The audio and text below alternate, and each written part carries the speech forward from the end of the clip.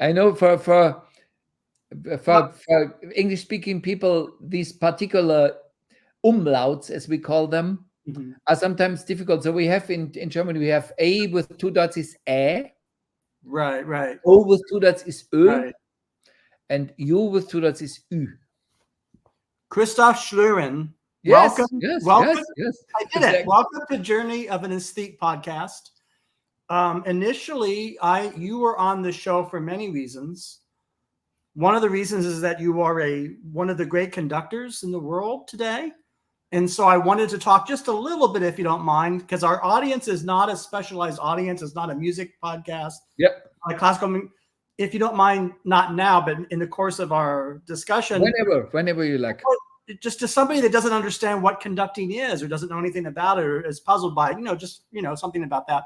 But you are a major conductor, and also you have worked with Beth Levin, who we've had on the show, a wonderful pianist. She is marvelous. She's marvelous, and she recommended that you be on the show, and so I'm grateful to her. And for she's not only a marvelous pianist, she's a marvelous human being. Yes, she's an extremely generous and open person. Yeah, and with a lot of unpretentiously serving knowledge. Right. Fantastic. So she's unique. She maybe just we start with her, if you like. Sure. No, I mean, yeah. You meet many people in the musical world, and you don't meet so many. It was in some time ago, 100 years ago, it was the opposite. You met a lot of real individualists. Today, you meet not many individualists, but many extremely well educated people. But she's this typical old-time individualist that she starts playing, and it can only be Beth Levin, and it even sounds her piano playing like people played 80 years ago. That's true. She's absolutely not a typical exponent of our time. Right. She plays like she would be a contemporary of Arthur Schnabel or whoever. Right. I mean, she comes out of Schnabel, but she's a direct link, right? In terms of her. She comes from basically, we can say, from 4 different sources through three different teachers. Yeah. The first teacher, Marian Filar, came from Polish school, which is very lyrical, but also he was then a pupil of Gieseking, who is this very light, even almost French school in Germany. Second teacher was Leonard Schur, the second teacher was Serkin, who is who is from the Max Reger school. And third teacher was Leonard Schur. He's from the Arthur Schnabel school. That means a quite strict approach to Beethoven and a very powerful modern way for the time of playing the piano.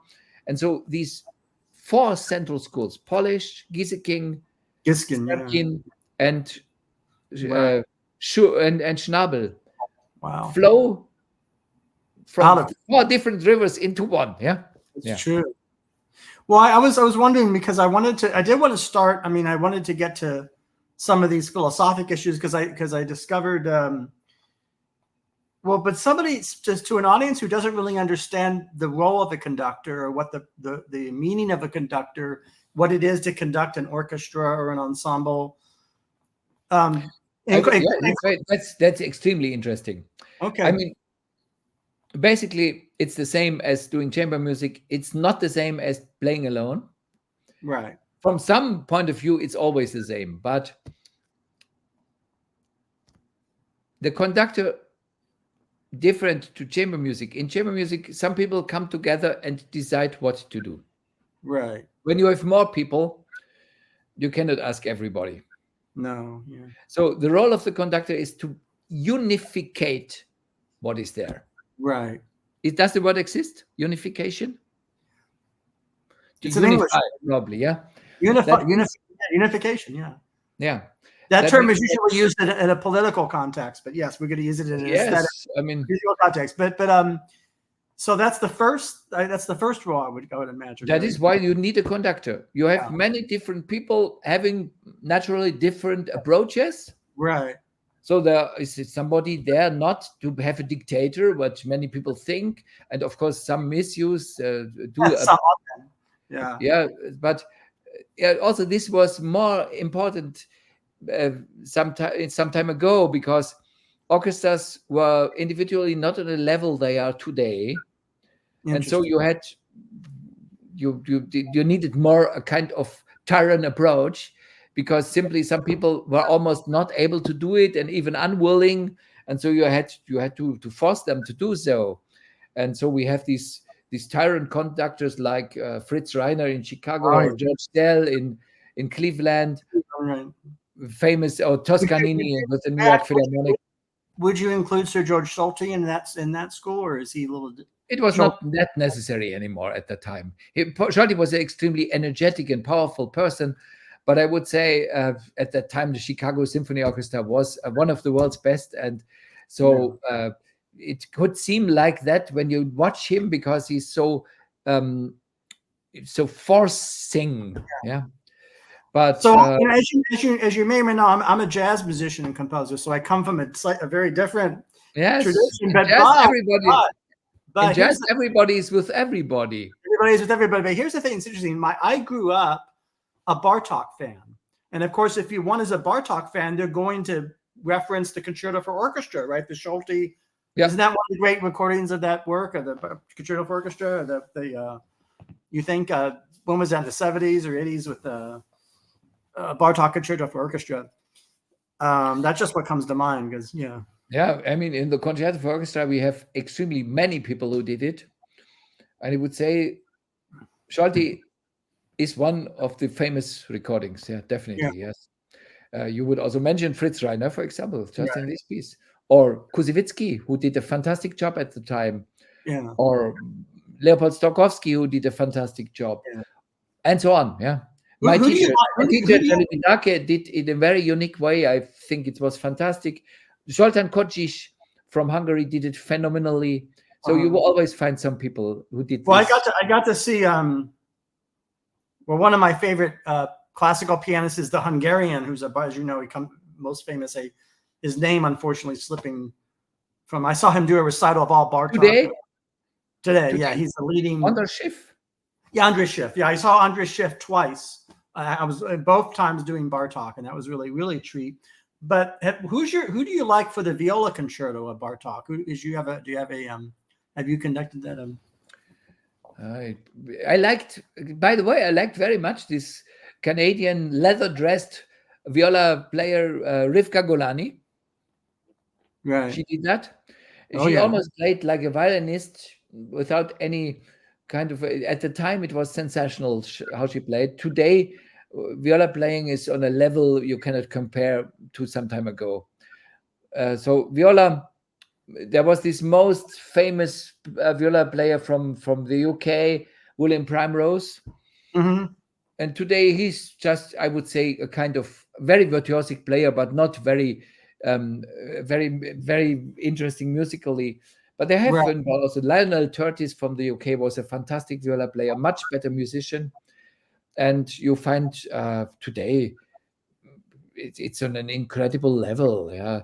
So I wanted to ask, I cannot say which recording particularly. Yeah, of course it's always been a bit. You're an expert. The reason why I put that question to you is because of your expertise. So do you mind starting from the beginning of how you evolved or grew to become the conductor that you are now? And if you want to discuss this fascinating, so I got to phenomenology more from Merleau-Ponty. That's, I don't know if the connection, maybe you could tell me if there's a relationship. Merleau-Ponty, the French philosopher, who was one of the founders of phenomenology, along with, that you were a disciple of Sergiu, right? Sergiu. Basically, Romanian pronunciation is absolutely almost totally identical with Italian pronunciation. It is. So you say Sergiu Leone, you say Sergiu Celibidache. Yeah. Sergiu Celibidache. Yeah, it's very easy. But you must know that even people who were his business partners, like intendant in Southwest German Radio, he would totally mispronounce his name. So it was not, it was even not for the media, or they always made some mistakes. It's like Italian. Yeah. Okay. Well, I'm sure did you discover him later or early, or what is your journey in becoming, staying in front of him? I can give you a very short idea about how my life developed there. I was at a so-called Waldorf school, Rudolf Steiner school. Yeah. So they were very open for the arts. Yes. And we had an orchestra at school, which was not very good, but we had a phenomenally genius musician as teacher. He was just there. He was an immigrant from Hungary, Zoltán Bertoldi. He became quite well known among string experts in Germany. And he did fantastic educational work with string ensembles of young people. But he was our music teacher. We did not know that at the time. So the school classes behaved horribly toward him, and he was so horribly overqualified that he could not handle with ignorance. But in the choir and in the orchestra, he was phenomenal. So I came in very musical, not technically good, of course, we were not, but in very cute musical performances across pieces like the Unfinished Symphony by Schubert, the Tchaikovsky Serenade, the G major Mass by Schubert, which when I remember when at night all the melodies came up when we were in the rehearsal process, and so I caught fire with this man, and he was a phenomenal violinist. He played for us Hungarian music, Tzigane music, Paganini caprices, Bach. He could play everything. He was phenomenal. He came directly.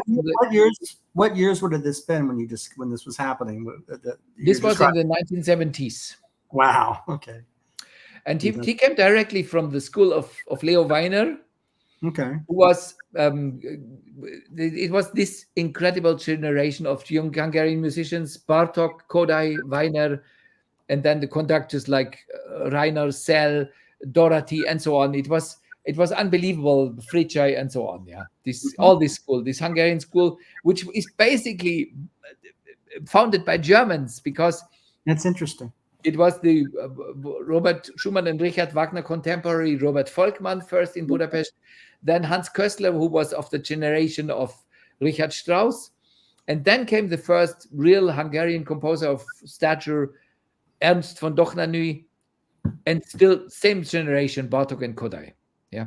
Okay. So, and I got all this school in the blood of this man, and I didn't know about that. For me, this was music. Yeah. So I started playing violin in the 4th class in school, and I had not a particularly good teacher. Even she was, I would say today, not a good teacher, but very lovely lady.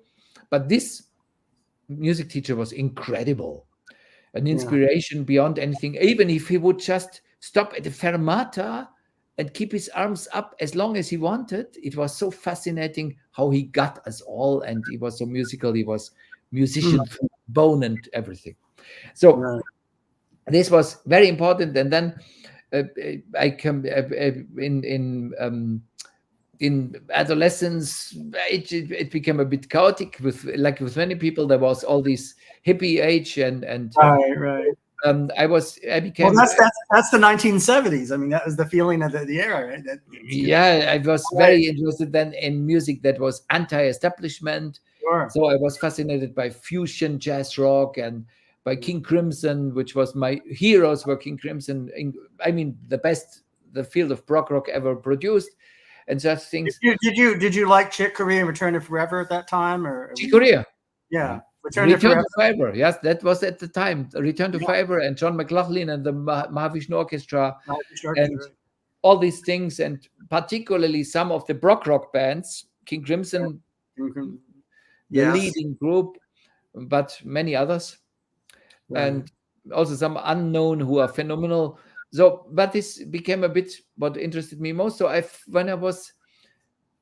for me, music started with my father listening to solemn classical music, like the recording of the two Oistrachs, father and son, with the double concerto by Bach, or Corelli Concerti Grossi, or Tartini Violin Concerti, such things. Handel Concerti Grossi were at the beginning, and then Beethoven Violin Concerto with Menuhin and such things. Right. And then I started to explore myself. So I got then very much into Russian music. Alexander Borodin, I remember, with Ensemble and Mussorgsky, pictures at an exhibition in Ravel orchestration, and all these things. Bartók, Concerto for Orchestra, Janáček, Sinfonietta. Right. So it became more and more a bit modern. Then came Firebird by Stravinsky, and so on. Of course. Shostakovich Fifth Symphony with Dimitri Mitropoulos, these old recording, phenomenal, such things. So then, but then it came all this prog rock and fusion jazz and such interesting things. Combination that you were interested in that in the classical too. That's yeah. Would you say that's unusual, or maybe not? There's this link from Janáček and Ginastera to Emerson, Lake and Palmer, right? And from Mussorgsky. So it was not totally random. No, it's not random. And as you know, Chick Corea was a Bartók scholar and really researched Bartók. Bela Bartók. Bartók. And Nicholas Slonimsky was the mentor of Frank Zappa and so on. Right. And did you ever work with Frank Zappa? Did you work with Frank Zappa ever? No, I'm also not particularly a fan. I think that Zappa had highest order players. Right. Was fantastically organized. The music itself for me is not so important. It is it's too much collage. I was always interested in composers who are able to develop and not just to combine contrasting things. So people like Frank Zappa or John Zorn also were never my favorites, but I found them interesting in details. Right. But I'm just wondering if you worked, if you did before, work with them. But I know Boulez. I know Boulez did. No. But also Boulez was never my cup of tea. I understand. Yeah. And but we can speak about modernism. I have a story about Boulez. So I actually in the mid '80s I heard him conduct the New York Phil. And what were they? I don't remember. I don't remember the piece so much. I remember him. I remember Boulez the man, his imperious quality, staying in front of this orchestra. And I remember I just did believe it or not, I mean, you know the stories about his hatred for Tchaikovsky, calling Tchaikovsky a fascist and a reactionary and all this kind of thing. I actually heard him. I actually heard him speaking in just this way in between. I was at intermission. There was, so it's very funny. So the very thing you hear about, he was saying, because it was. You have to ask who is the reactionary, because this had already become establishment at the time. Right. Sure. No, I'm just saying. I totally disagree with bashing Tchaikovsky. I think. There is no doubt that this is among the greatest music ever written. Oh, it's amazing. Also the most artful music. I assume I'm only telling this story to show how wrong-headed he was. I mean, I'm not. Of course, I love Tchaikovsky, but I get a sense, and you're more the expert because you're inside the classical music world, and so you probably see these changes of how people feel about things over time, and I don't know. With people like Boulez, you can learn something very interesting. Yeah. That talents are a very variable thing. That means people can be extremely talented and musical, they say, in some way, and extremely untalented and musical in another way in the same music. So Boulez was a man for the detail. He had a phenomenal ear for pitch. Oh, yeah. For even the slightest differences of pitch, for analytical approach. But he was one of the things I actually had the misfortune of studying the structures for piano back in the day, because our teacher said, you need to check out the Boulez structures. Yeah. So I spent the structure. Now I understand. Yeah. That's and that was But he has absolutely no natural rhythm, no feeling for harmonic tensions. No. And so he's totally atonal in his basic approach. He's just the most materialist way of doing music. Just material. That's nothing else. No spirit. And so Do you mean materialist in the negative sense of without a spiritual conviction or without life, without basically. life, without life, without. Do you feel that drawback or that deep flaw was endemic to surrealism in general, or Yes, of course. It arose with dodecaphony, right? and of course there were some dodecaphonists who wrote wonderful music, like particularly Alban Berg, Berg, Bocek, and but also Weber. This is not to discuss; they are geniuses, and Schoenberg, and also to some degree Dalla Piccola or so on. Oh yeah, but Luigi Nono was a very gifted personality, but the problem with Nono was a very heavy ideological baggage. You mean Marxist-Leninist? Marxist-Leninist. He was a Marxist-Leninist. I mean, basically, what comes from the communist idea, which is identical with Nono, is that we burn the bridges behind us. We have no connection at all anymore to what tradition is, and of course, this makes you blind. You can see communism ideology. It's a mess. But it seems like you lived through these debates a little bit or experienced them firsthand. Like you were familiar, and you saw, of course, the Berlin Wall coming down. I mean, we could talk. I don't know if you want to go with all this, but I mean, I'm wondering. No theme is excluded. I would say that in communist ideology, we have the problem to build the new man or woman. Doesn't matter. Yeah. So one had to destroy the old man or woman. Yeah. Right. So we see how it worked in Red Khmer Cambodia, or in Cultural Revolution in China is best or example. East Germany. Yeah. No. It's the difference was with communism in Soviet Union that they had the idea also to support the local tradition of folk music. Right. So it was not really communistic, because communism would have erased that for a thing all the world the same. Yeah. And so, but they thought, no, they had this idea, we have to take them all together, but with to give them some identification to the local tradition. And this, of course, was basically, it was just the contradiction of communism. Right. But you have the communism, you have it definitely when Cambodians destroyed themselves. Sure. Chinese destroyed themselves. Yeah. Sure, they did. So there you have this, and so I would say that in this sense, Nono was a communist. He was, yeah. That he would not allow at all that you use a consonant chord, that you would like to do music that is lovely or that is you wouldn't have a triad. None of that. No. No. All this was not allowed, so he would immediately accuse the person of being not one of us. Yeah.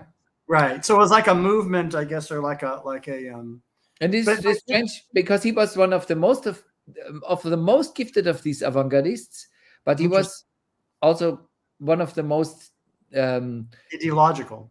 Yes. And not so much later in his life, still committing himself, but not doing it anymore that radical. But in the beginning, in the end of the 50s, in the 60s, he was a monument of most radical modernism. Yeah, hardcore. Yeah, he probably would have liked the Red Army faction, the Red Brigades, and all that, and also. But I don't want to go too far down that rabbit hole. But you're discovering a kind of now. I only mentioned the only phenomenology with which I'm familiar is, of course, the traditional Merleau-Ponty and those phenomenologists. Now, talk about more what you discovered in this musical phenomenology, or what it means about the composer. I would like to do the bridge biographically from where I came from, meeting Celibidache, and then I will tell you. Yeah. So I was going into all this prog rock, and then I founded my own band. We were violin, bass guitar, and percussion, and sometimes also a guitarist. And we did some improvised music with some motifs in a very Crimsonian manner. And so I made my normal finishing school, the degree of Abitur, as we have in Germany. Yeah. And then I had just done it.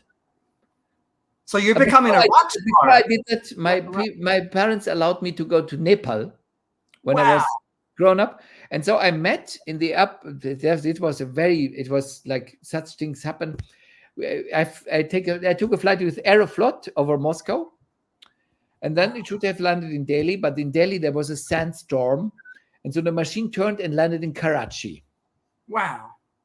And in Karachi, it was 1 year after the Soviet invasion of Afghanistan.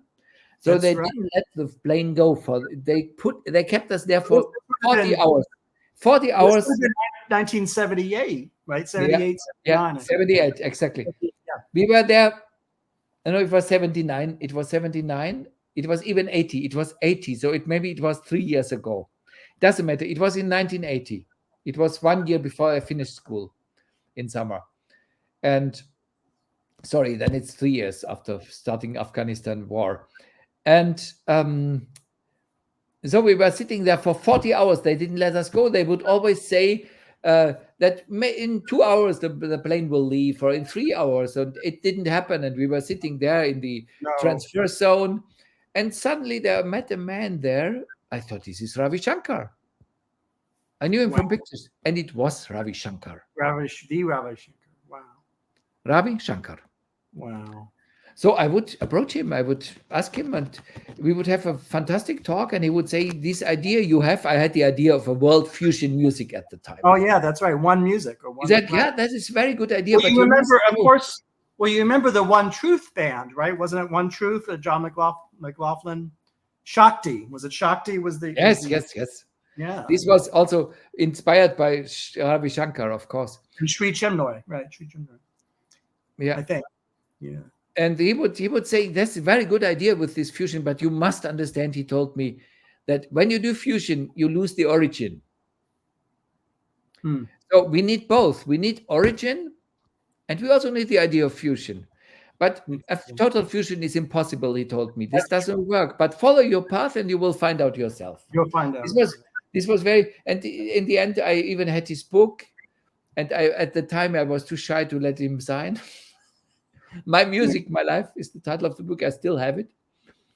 And so then we took the plane to Delhi, and we had some difficulties. I had to learn how to give money to officials without noticing others. So that we got another plane to Kathmandu, and I was there for a month, and it was a fantastic experience. And then I came back. Then I finished school, and just after having finished school, my father was a very well-known homeopathic doctor. Okay. And so many people came from everywhere to him. He had written the basic book about homeopathy in women's health and in birth giving and so on. Yeah. And so one day, Celibidache was in our house. They would say, there comes a famous conductor.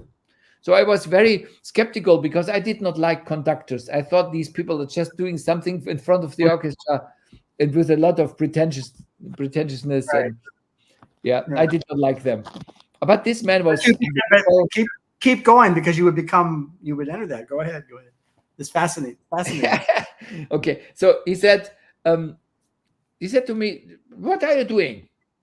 I'm composing. I said, I wrote some violin duos. Show me.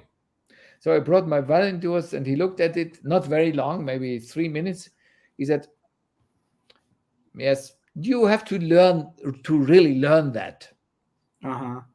You have to learn it from the... Come to me. Mm-hmm.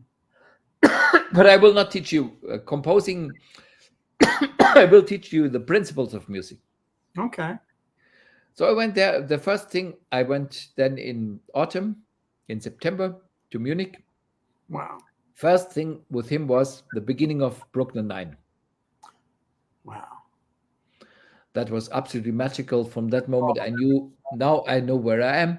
And then the first thing that happened, that all the composers I was not so interested in became phenomenal, like Mendelssohn, like Mozart. Tchaikovsky. Richard Strauss, who I did not like, was phenomenal, and so on. So I understood that the music basically you love the music you just do in the moment, and most of the great composers are great, and so on. Right. But then I also learned very soon that also many composers who are not famous are also great.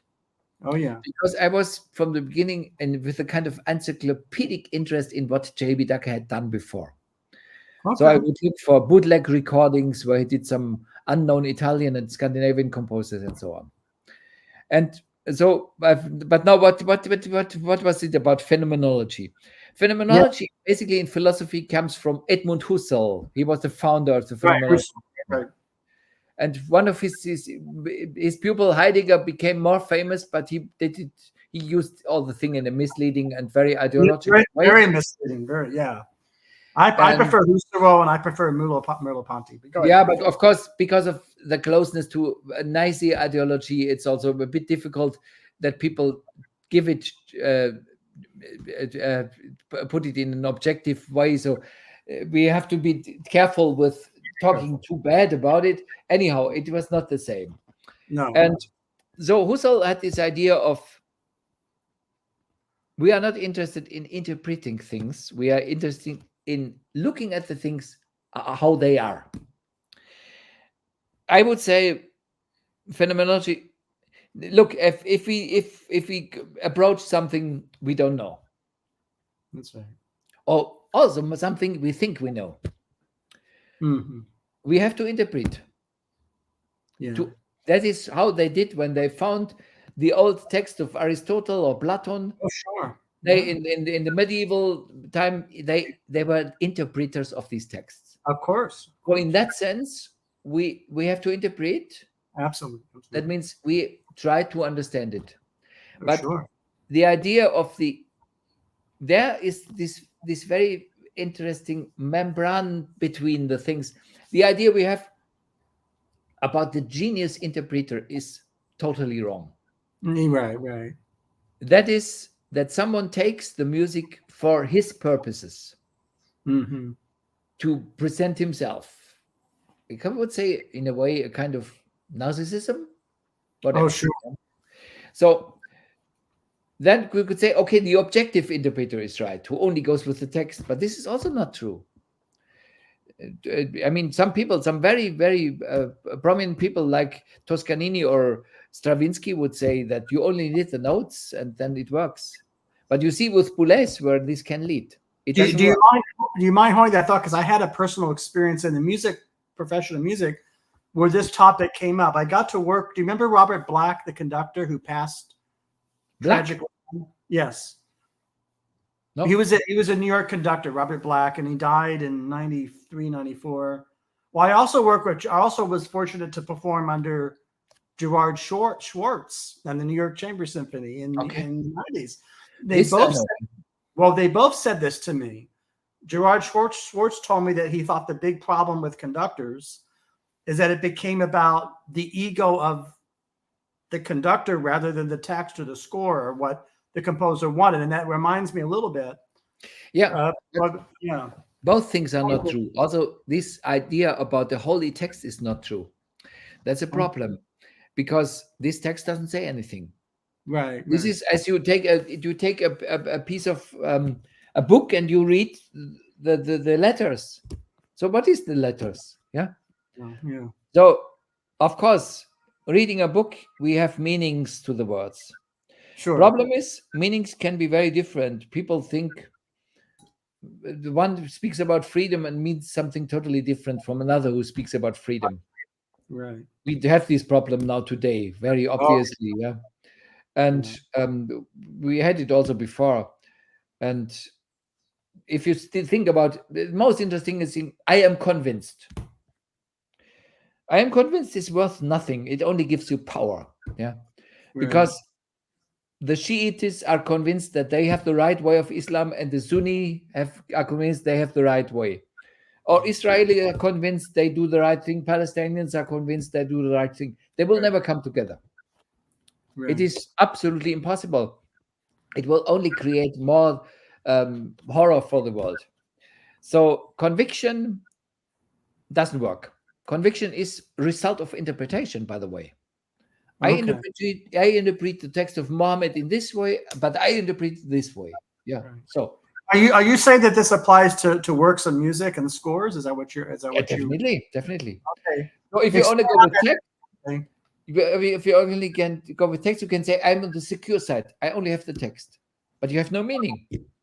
Right. So what you have to understand is the basic fundamentals of what we call the structure providing parameters. In music, that is rhythm, and that is melody and harmony. Then we have additional parameters like color, like dynamics, which is, of course, interwoven dynamics is always there in a way. So, and we have tempo. Yeah.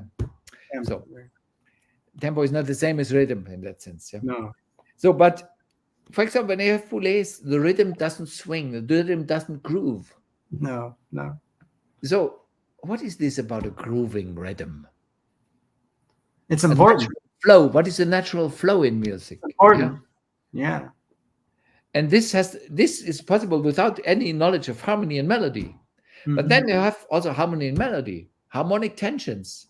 Harmonic tensions is not only what happens in the moment, it is also between this situation and the situation that comes next. Later. So basically, then you need what the teacher of Celibidache, Heinz Thiessen, a great composer of expressionism, called a sense of where you are on this map of the piece. And this is not that I started in C major and I'm now in A flat major. This is of course what you know, but you have to feel the tension when you are now in this A flat major. You have to feel still the C major, where it comes from and where it will return to. And this. So you're saying you have to retain that C major as into the. Yes, that means you are everywhere in the piece when you are somewhere. That's right. So in that sense, Celibidache would say, the end is in the beginning. The end is right. This is beyond any kind of materialist logic. Sure. Yeah. But this is true. This is what we have to do. And this means the form as a continuous experience coming from zero tension, going to maximum tension, releasing to zero tension. That's basically the idea in classical music. But of course, not with a graduation, just coming from zero tension to, this is articulated in waves of tension. Yeah. Wow. So that means this we have to inhale this principle and to experience everywhere. We cannot experience it in every performance because many performances don't give us this. So we have to find out who are the musicians who give us a feeling for that. I found some musicians, apart from Celibidache, it was, for example, Michelangelo, the great pianist. Oh, yeah. It was Murray Perahia. It was Daniel Barenboim. It was Zoltán Kocsis. It was the Quartetto Italiano at the time in the beginning. It was Sándor Végh to some degree. It was so there are always some people, but most of the people are not very conscious about this dimension because, for example, conductors today mostly are very articulated in two ways. They have a very clear communicating technique that enables them from the beginning to communicate what they want very directly to the orchestra, and they have to have the ability not to disturb the orchestra. That means if they are a bit more showy in their tendency, they will surf on the wave of the orchestra. Okay. To some degree, one could say that most orchestras would play almost the same without this conductor. Or then we have some conductors who get their power on the orchestra. The more prominent they are, the more the orchestra accepts. Yeah. Right. Dislikes him maybe, but okay, we have to play with him. Yeah, he is famous and his name is in advertising, and so we have to do it. Yeah, people come for him and so on. Yeah. So all these things are there, but that somebody is conscious, just, I would say, serving the music. You need a lot of power and will for that. Yeah. It's not that you just let it happen. Yeah. There is something true about letting it happen, let happen what the composer wrote. So Celibidache would say you need a maximum of activity combined with a maximum of passivity. That means you have to be totally present. You have to have a very clear imagination of how the piece shall correlate. At the same moment, you have to be totally open for what happens. Flexibility, maximum flexibility to go with the situation, but still direct it in the way your imagination has built up. Okay. That means it never goes like this, so just straight ahead. It goes like this. Yeah. So it goes like slalom around your imagination. Right. Wow. Then, of course, you can question now, is the imagination, is it really clear? Yeah, that is, of course, something you need a lot of experience. But not only, you can also, as a listener, you listen to a performance and you say, if you are in total concentration, you say it worked. And now we have some obstacles concerning this experience. Right. As a listener, most of us have the obstacle that we are very much, there's a strong imprint of our first experience with these pieces, which Celibidache would say, totally rightly, this is because of recordings. Right. Because people buy a record and listen to this recording, let's say with Karajan of the Beethoven 5 or 6, and after some time they think this is the piece. So if somebody happens that is not this way, they will say, no, this is not the piece. But this is not because they are very open, and this is because they got used to it, which he would say it is the pre-print factor on your experience. Prätensionsfaktor in pretension, basically. Yeah, the word is not so totally wrong there. Yeah, in another way we mean it normally.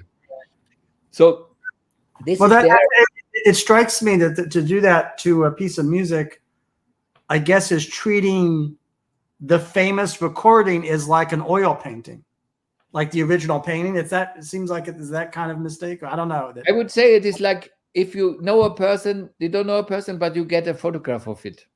I see. Okay. Then you have this way of, this is the person, but then you see another photograph, you don't recognize the person. Right. So we just did recording in Barcelona. Oh wow! Of a symphony by a phenomenal composer, I think, who had the incredible courage in the 1950s to go ahead on the way Bruckner had. Interesting. So this is the second symphony by Martin Scherber, and this symphony was recorded in Moscow maybe 15 years ago, and the duration was 45 minutes. Wow. Scherber himself said this is a 1-hour symphony. Okay. We did it. It was 70 minutes long. Oh. The same work. So someone who would have grown up with the 45 minutes version would have a lot of difficulties to follow me with the 70 minutes. Yeah. Even maybe not really recognize what is it. It's same, but it's not the same. What kind of? Yeah. So very strange. But this is one thing. The other thing is that we are not, and this is I would say, the dramatic point for us all. We are not anymore used to really listen to. And that is, for our generation, more difficult than ever. And I can understand why. It's, first of all, the possibility to repeat the experience always, because we have recording. So we say, okay, I listened to the symphony today. Oh, yeah, I didn't really listen. I can listen tomorrow. Right. Yeah, I didn't feel well. This was not possible before there were recordings. If you in the time of Beethoven, if you would go to concert, If you would go to a concert and a Mozart symphony will be played, you will maybe never hear it again in your life. So you have to be there. Yeah. This was fantastic. Well, sure. I mean, it is in a way that you could say that's an ideal situation for music. Best thing would be we don't know whether we ever hear it again. Then we will listen. Oh yeah. But we think, okay, we can listen again. And then, of course, we have all this background music, which on a more deeper level, it makes us immune against listening. Right. Yeah. So that means we have to relearn how to listen. With real focus. And that leads me to, I would say we have two kinds of music, basically, in the world. Wow. We have, and this is from the beginning, we have music which is just has to do with the way sound directs you as a listener. What Plato would say, that we have music that can lead people to go to war, music that can help people to be peaceful, music that can make them ecstatic, music that can make them meditative, and so on. So this is music as state of experience, a state of experience. Today we have very typical music, such as minimal music, for example. We have a lot of traditional music in that way, religious music, Sufi music. We have African drumming, which can go for a whole night. We have many things which are worth a lot. We have Mongolian overtone singing. We have Buddhist chants, temple chants, which can go on for hours, and so on. This is music as a state of experience. And then we have the other thing, which develops from an individual need for expression. Oh, okay. Which is basically also the folk song we have. That's true. There were people going into the fields working and singing. There were people in the mountains alone singing, shepherds, whatever, it doesn't matter. You can imagine a lot of things. And this music tends to get a form, has a beginning and an end which is definite. Definite, right. Develops from a beginning to somewhere and to an end. This is the archaic source of classical music. That's true. And so it is very easy to get into a state of experience and be there. Most of rock music also was that, when we listen to the Doors or so it is a particular atmosphere, it is a particular rhythm, it is very ecstatic. It is a common experience, a social experience, many things which absolutely support this way of listening. So if you go somewhere and you have just in the beginning, before someone speaks, you have a kind of music that gives an atmosphere. You have in a movie background music, all these things work for that. We say very funnily today, Hollywood music today is just based on do-di, do-di, do-di, do-di, do-di, do-di, do-di, do-di, do. We have this minor mode, kind of nebulous, dark mood in the background. That sounds like all the Philip Glass scores, right? The film scores, but Philip Glass is much better, much more. He's a good version of that. Yes, but Steve Reich is minimal to a degree. Also from Adams. Have you conducted Steve Reich?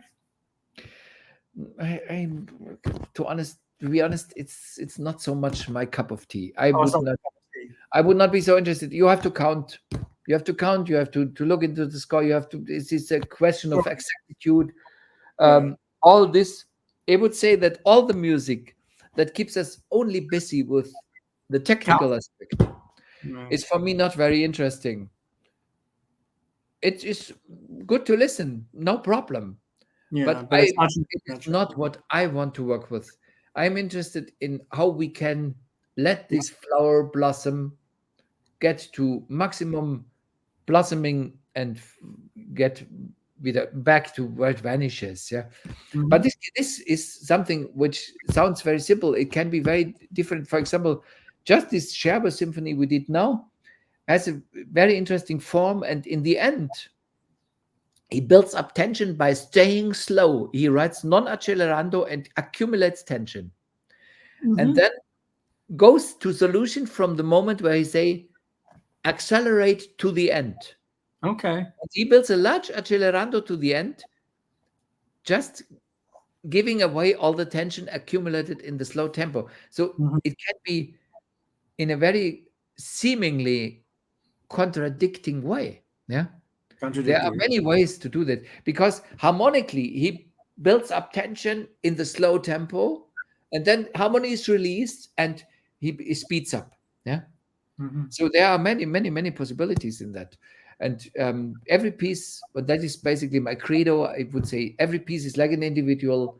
Every piece, if it's a good piece, is a unique thing. And this is so interesting with Mozart, for example, that you can reduce Mozart like Glenn Gould did in a very provocative way. You say, okay, the first few bars are by Mozart, the rest is routine. If you take Mozart apart and you say, okay, this is this kind of routine thing, this is this kind of routine thing. So if you do like Lego, Mozart, Lego, yeah?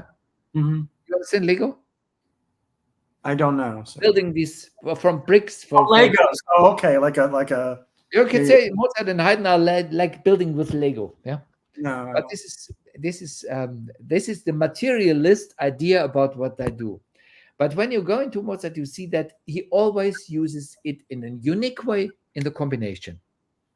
So the way he builds up. I'm going to get back to this term from philosophy, materialist. You mean like scientific materialism, or like the reductionist mindset? Or has that had a would you say that's had an unfortunate influence even in the music world, not just in what this mindset that you discussed, scientific materialism, or this kind of materialism is materialism. It doesn't work for non-materialism. Right. So if I'm a materialist composer like Boulez, right, it works. Also Messiaen for me, even if speaking about religion and about modes and about all, it's a materialist approach to music. Really? Sound as a thing in itself, building up sound sculptures. I should say I had the good fortune of sitting behind Messiaen for 4 hours while he was directing the quartet for the End of Time at New NEC. This is an early piece. Right. But the experience of watching him work with the musicians was extraordinary, I must say. Yeah. But and I never occurred to me. Well, I mean, I also was aware of his Catholic faith, which I think was sincere, or genuine, and I don't know. No question about his convictions, no question about that, and about the atmosphere. Yeah, I would say that, but the music is rather static. Yeah. And it's rather artificially built with the rhythms. So the rhythms don't come from a body; they come from a combination in the brain, the head, right? And so this is already. So you're saying it's actually close to the surrealists in that way? Yeah, yes. And he was the inventor. He did his study in the mode of and valeur mode. And so when I was going to school, we were forced to study all these things, modes and transpositions, and how much of that was just the milieu of the era. We're all parts of our era, right? So I guess in that time, that was maybe what was in fashion. You think? I mean, you had to study Elliott Carter. You had to study Elliott Carter, Etudes of the Fantasy. You had to study Messiaen, modes of transposition. And is that still taught, that stuff, or is it not? It is there as kind of possible sets. I mean, there's a difference between Carter dodecaphonic basically approach and modal approach in an atonal way. I mean, Messiaen is a difference, and one can explain it quite easily. The problem with the modal music, when it becomes in a 12, is pressed into a 12-tone resource system, is that microtonality is completely erased. Oh. And now you can say, okay, why don't introduce microtonality again and use quarter tones and so on? But the problem is microtonality works in monody. Yeah, that's true. Or maybe also in very simple homophony. But in counterpoint, in polyphony, doesn't really work. No, it doesn't work at all. Doesn't work at all. That was my experience. I mean, it sounds wrong. Yeah. Right. I mean, I had to work. I mean, I didn't work with Joe Maneri was the guru when I was NEC for Michael, rather famous Michael tonal composer. I mean, those years when I was there, I think about the experiences I had meeting John Cage and going to his master classes, Joe Maneri, Oliver Messiaen, Christoph Penderecki in his romantic period, right? When he went back to tonality. Do you remember? I would absolutely reject the idea that this is romantic, but let's say restorative. Restorative, but I'm using I'm not saying I think this. This is the advertising. The word romantic is so misused in music. It is. It was used as a kind of defamation against composers who stayed with some traditional aspects. Right. And it would even say that the idea of an organic unity is not romantic, maybe in theory, but not in practice. That's interesting. Before that time, if you listen to a good piece by Bach, it's always organic. Oh, yeah. So it's not, but he didn't need this idea because you only need ideas when things are not anymore natural. That means as long as it is absolutely clear that every art has to be organic, you don't need to explain it. In the moment when Romanticism arose and people started to make experiments, Liszt, and so on, you had to say that it has to be a unity. Before that time, it was a unity. So this is also what makes it so difficult speaking about authentic performance practice from written sources, I mean, from the texts. Because imagine you would be asked to describe how music is done today. I don't know. This would be very difficult because you would probably only describe what you find remarkable. But what is the air you breathe? You will not describe. Right. This is very difficult to say. What is the natural approach of doing music today? It's natural. We cannot describe it. So when we read this tractate and we say, Quandt said this and Leopold Mozart said this. Yeah, but they said only things that what they thought they have to say because it is something you need to explain. I see. But the basic approach is never. The only one who was considering that and wrote then in a way that you are very free as a musician is Carl Philipp Emanuel Bach. That is really a didactic work of genius. And he will not say so very clearly how you have to do it in some situations, but not generally. That's very interesting. He would follow the logic of the individual moment also, and of the individual piece. And so then you have to know that at the time also what makes it even more difficult. Today we have a quite cosmological approach. It doesn't matter whether you play in Japan or you play in Bologna or you play in Detroit. It's basically, there's no difference because musicians are everywhere and it's cosmopolitan. Right. At that time, it was totally different whether you would play, not at the time there, but I give it as an example. For Americans, you would play in Philadelphia or in Pittsburgh. It would be different worlds. And Cincinnati would be a completely other planet. And so if somebody from Cincinnati would describe how they play it, it would have nothing to do at all with somebody in Detroit. Baltimore. Yeah, nothing, absolutely nothing. And that is very interesting. May I ask, when does that start to change? When does it become more unified? What years? Or would you have to, if you had to say period of time? I mean, that's you're describing. First of all, with recordings. Very simple. People started all to listen to Caruso, all to listen to Fritz Kreisler, to Rubinstein, and so on. Yeah. Then we have, of course, then it will be nivelated. At that time, when Paganini came, it was a total sensation. People heard him. They came there. He played in 4 concerts. If people could get the amount of money for all these tickets, they would go there 4 times, and then we wouldn't know whether they would listen to him ever again. Yeah, it's exotic. Yeah. But if somebody came like let's say Francesco Maria.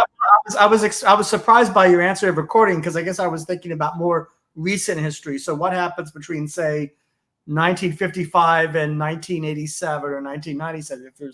If you had see some things, you see, for example, all the immigrants coming from Europe when the Third Reich came up. So they would flood the United States and also the UK to part. Spanish musicians would leave Spain when Franco came into power. So these things were waves of mix up the cultures. Yeah, and so Pau Casals would become such an icon internationally. Maybe without leaving the country, maybe this would have never happened to that degree, and so on. But this is what always happened. So let's say Domenico Scarlatti went to Spain. He was almost a Spanish composer in the end. Also Boccherini later. Yeah. So Handel would be in London. This would Italian composers in Germany, German composers learning in Italy, composers from Holland learning in Italy or they're going to Italy, and so on. All these things happened.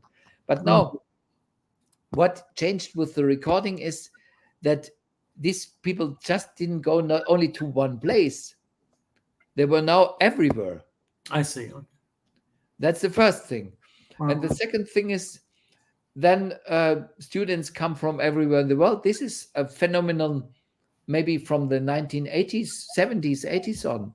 Absolutely, yes. That all these Japanese, Korean, Chinese, and so on, people would come. Today we have still a quite Russian culture is there still.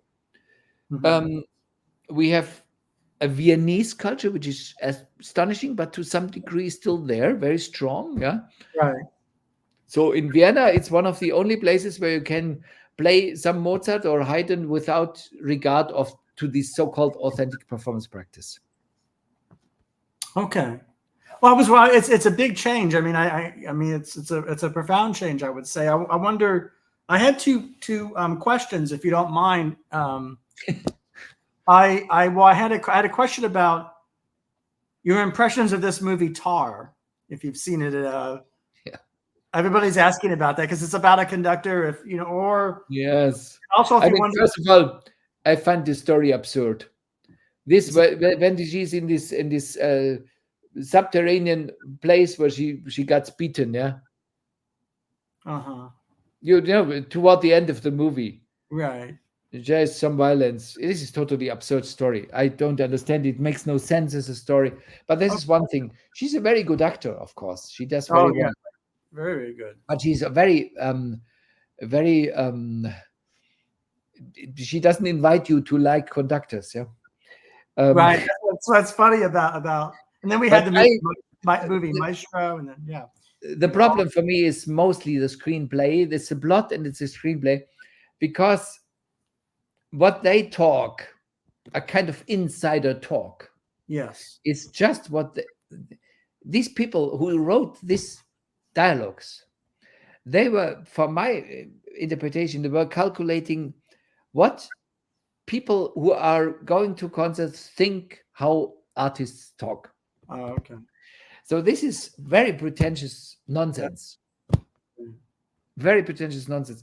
A lot of musicians I know were sitting in the cinema and were laughing about this dialogues. They say, okay, this is a caricature of a dialogue between educated musicians. Yeah. Right. It's very familiar. It's very rare. I would say I've seen, again, I'm 56, and so I've seen many movies about music, more than most, because I'm very, I see everything. I'm a cinemaphile. So it's almost never the case where there's any movie about musicians. Yes. It's almost never the case that there's any movie about musicians, classical, whatever, that isn't criticized by musicians, or musicians find wanting. But I think it's snobby and pretentious. Right. Well, that's one criticism, sure. But I mean, in general, there's a she's a very good actor. Also, the main counter actor, her friend, she's also a very good actor. There is no problem with that. Right. This is absolutely okay. the plot as a whole doesn't make really sense to me in the end. True, that's true. I mean, okay, she shows that she's not better than men, something like that. Yeah, why? And yeah, and the dialogues. Okay. Well, it raises a question about. So the way I look at it, which is in a fiction, in anything fictional, if it's a play, a stage play, if it's a movie, if it's a TV show, you're having a representation of something found in life. In life, you find a plumber, a janitor, a violinist, etc. And it doesn't matter if doctor, dentist, and then you're transforming that to a fictional thing where you have made up. And it's interesting to hear musicians have very, I mean, we haven't even, I don't want to go down this rabbit hole, but we could talk about jazz musicians and Whiplash, a movie they hated. Jazz musicians hated Whiplash. But I think this is a good movie, by the way. Oh, interesting. Yeah. Psychologically, this movie makes total sense. Psychologically. Okay, this go movie ahead. has a good plot, a good screenplay. Yes. Oh, and then musicians can criticize some things, of course, because they say this is not the way. Also, ballet people can criticize The Black Swan, which is not such a good movie, but they can say that this it's not that negative, and so they, of course, they understand that. But that's not what I mean. I mean, in Tar, it is misleading. This is not the way how professional musicians will talk. This is a pretension of how they talk, and I would very much appreciate to have something simply authentic, and it must not be authentic or accurate, right? But I mean, you're someone that is in the world. If anybody knows about classical music, it would be you. So there's different levels of knowledge. If you are a really educated musician, you can speak about some technical aspects. Of course, you can. Yeah. And always there are some technical aspects. Sure. You can discuss how do I do an accelerando. That means get the orchestra play faster, which is one of the more difficult aspects. Or how can I do rubato with the orchestra? That is very interesting questions, because there you need technique. When you gave an upbeat and the tempo stays, in some cases you didn't need no technique at all. Yeah. Okay. So you can just follow the orchestra. You don't disturb. But then if you need a change of tempo, you interfere into their flow. Now do this without breaking the flow. Right. That is an interesting question. Then technique becomes very important. Yeah.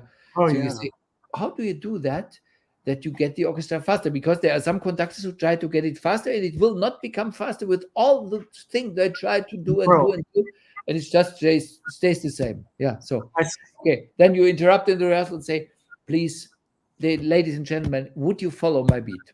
Okay. But then if the beat doesn't really communicate it, you can do what you want. Don't get ahead with the tempo. Yeah. So you have to get it speed up. How do you do that? So these things you can explain. Yeah. So you say, for example, in an alla breve beat, I don't have to. If you have an alla breve normally like this, now you do like this. You draw up with the two, and you go down with it, and you don't beat so much anymore. And suddenly you as if you draw the orchestra with you. Yeah. So there are some things I cannot really show it here, and maybe it's also not so interesting. But there's technique stuff. Interesting to me. I'm interested. It's interesting to me, but of course, but I even good things come to an end, like this episode, and I just wondered. Yeah. I wondered, do you want to discuss future projects or a next performance, or what you're thinking about now, or what before we anything comes to your mind about that? Or I can tell you principally, I am what is my my individual aim in this field. It is not only to make the music as authentic and natural as possible. It is also to always have something included that people don't know, but of high quality, not just something. It is not to make to present something new. It is to present a real substantial discovery. Wow. And the interesting thing is, for me, you see the scores behind me, maybe? Yes. You would know most of the pieces. You would never have heard the composer's name, probably. Mm-hmm. There are really a lot of phenomenal composers who are unknown. That's true. And just going to the United States, for example, now from a European viewpoint, mm-hmm. we know some of these American composers like Aaron Copland, Leonard Bernstein, Samuel Barber, right. and Charles Ives, and David Adams, and so then we come to lesser known. We know maybe Carl Ruggles. Right. We know Walter Piston. Okay, so it becomes lesser known. But no, do people know here Nicolas Flagello or Peter Menin? Peter Menin just had last year his 100th birthday. Mm-hmm. Even Juliet was not able to do more than a small piece of chamber music. I consider Menin the greatest symphonist America ever had. Mm-hmm. An absolute master. And there are some recordings which are proof of that, like Mitropoulos conducting the 3rd Symphony or Sell conducting the 7th Symphony, which is not on record, but on, I think, on YouTube or on some other medium. And this composer, or the Juliet Quartet, plays the 2nd quartet. It is phenomenal. So he was a really great composer. So these composers we take, or composers from Italy. Italy is a typical country which has an incredible amount of great music out totally unknown, because Italians themselves are not interested in discovering it. So Giorgio Federico Ghedini, for me, is the greatest composer Italy had in the 20th century. Wow. Man of incredible richness. A man of incredible diversity, but at the same time also of a real unique approach you can hear everywhere is his own fingerprint. So going on, in France, for me, the greatest French composer since Debussy and Ravel is Jean-Louis Florentz, a pupil of Messiaen, who is totally different. Totally different. He's not even played in France. No. So that's a theme. That's a theme you've brought up now twice in the same. And then I present this music. In Italy, there's this composer the Italians ignore. And in France, there's this composer the French you say British, Russian, doesn't matter. Yeah. Then I present a piece by by one of these composers, side by side with one of the greats, with Beethoven or Tchaikovsky or Bruckner or whoever. Yeah. And then we can, if this works, we get proof that it can stand the test. Yeah. Yeah. And we don't present it in the niche. We present it side by side with the masters who are beyond doubt. Oh yeah. Right. And that is basically what I would want to show the world. That these composers are of highest quality. Yes. And so we did this with many composers. Yeah. And sometimes I was wrong. Also that, because sometimes you think in the beginning you hear some music and find it very fascinating, and it very soon loses its attractivity. And in some cases, you are not so very fascinated, and it gets more and more attractivity the more you listen to it. Okay. And so it's like with people you meet. Yeah. Sometimes it's even almost like love on the first sight. And it becomes uninteresting. And sometimes it's not interesting and becomes interesting more and more. Yeah. So you never know. We can so if we just follow what we think immediately is interesting, we will have a lot of misjudgments. That means we will adhere to things which become uninteresting very soon, and we will totally miss things that would be incredibly interesting. So that means we have to invest a bit. Yeah. If there is something. Yeah.